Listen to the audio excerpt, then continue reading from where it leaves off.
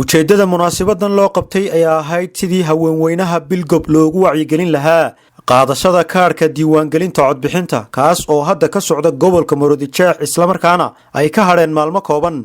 waxaana munaasabadaasi ka soo qayb galay musharaxiinta u sharaxan golaha wakiilada iyo deegaanka dhalinyaro odayaal iyo haldoor kale haweenweynihii xafladaasi ka soo qayb galay ayaa taageero mug iyo miisaan la u muujiyay musharaxiinta golaha wakiilada iyo deegaanka u kala sharaxan ee Cabdiraxmaan Daahir Caynaanshe iyo Fadxi Jaamac Baaruud iyada oo goobtaasi laga xusay ahmiyadda ay leedahay diiwaangelinta codbixintu waxay iskugu nimid waa kaar qaadashada horta number 1 waxa weeyaan kaarka hadeynaan qaadan deegaanba ma lihin waxyaabaha deegaanimada cadeynaysa amba la isku qiimeeyay waxa kamid ah nin walba wuxuu keeno ayuu wadanka ku leeyahay dadina ay ka baxda waa bakayla qaleen marka waxa weeyaan maanta loo kala hari maayo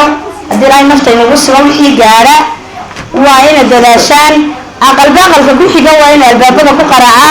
wacyigelinta waa in wada dhameystaan waxbayna markaynooguma harin intii doorashadaydu kaararka ku ridisay dad badan waxa jiraan dadkii hore aan qaadanin oo ku go'aangamiyay inaga daayelkadii wuxuu sheegayaa kaar kasta yar ma dhacaysa taas dumarku iyaga codka bixiya ama codka iyaga bixiya caruurta iyo dumarka dhamaantood waa in la guugaabiyaa waa in codka qaataan insha Allah bismillaah kariin kaarka hala qaato oo musharaxiinta insha Allah bismillaah kariin de waxay noo sharaxan laba nin ciyaar ma aha waxay la tahay codkuna intii hore uu ka badan yahay baa la yiri waxaan idin sheegayaa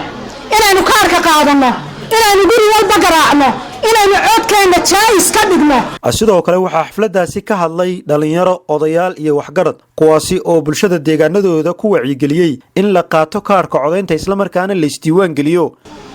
xuquuq dastuuriya ayuu muwaadinku leeyahay inuu wax dooran karo lana dooran karo xilliga uu qofka bilaabmigi wax dooran karo muwaadinka wax dooran karo lana dooran karo waxa weeyaan waa marka uu sito kaarkii codeynta haddaanu labada kaarkii codeynta haddaanu haysan ma noqon karo mid la dooran karo isla markaana ma noqon karo mid wax dooran kara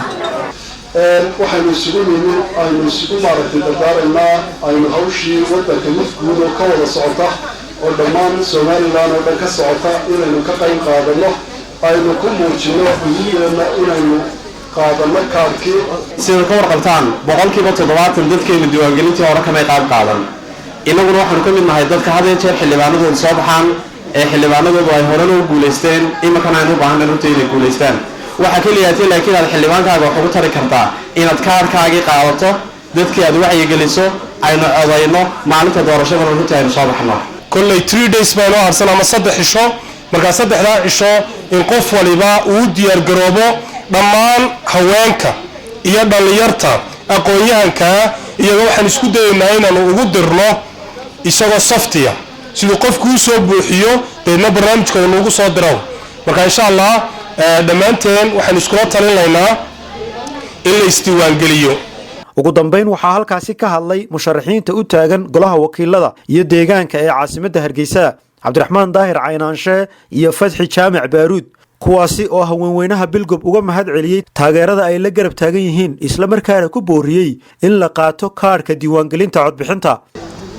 intii la soo qoray hadana garab istaagta waan soo baxay nolosha kalaantaas ana idin hubata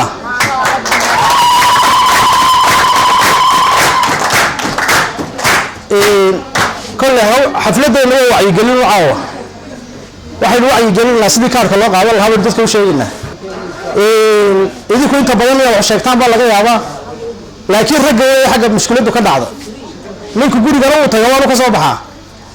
مركا إن كارك إن تان قابل قفل بيني قولي كنت بقول نقوى ودي وياك تاخر تويس كبر أرشنيه أبا هذا كسيفر بدل منه معلن تكارك الله قابل أيوه bal in sidii dadka aan kaarka qaadan qof walba inta guriga ka bilowdo waxa inamaan sameeyay maalin midooda lamadii guriga dhan bay soo mareen kulay lis way noo soo gudbiyay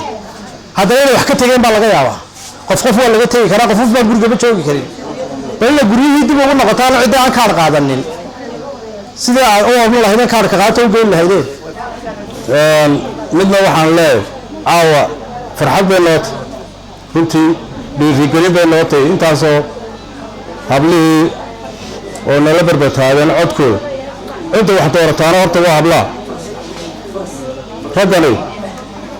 waxay cod bixiyaanba waa iska yidhi dhallinyarada iyo hablaha weeya dhallinyarada iyo habluhu hadday u hiiliyaan oo codkooda muujiyaan qofkaas wuu guulisanayo oday waxba u tari maayo odayaasha codba nabad kaarhkaba inaana qaadan ba laga yaaba haddana ay haw iyo meel kasta marayaan ee kaarhkaa la qaata leeyihin hanagu halaynina hablaha iyo dhallinyarada ayaan cod ku siinin mawliid maxamed siciid magaalada Hargeysa.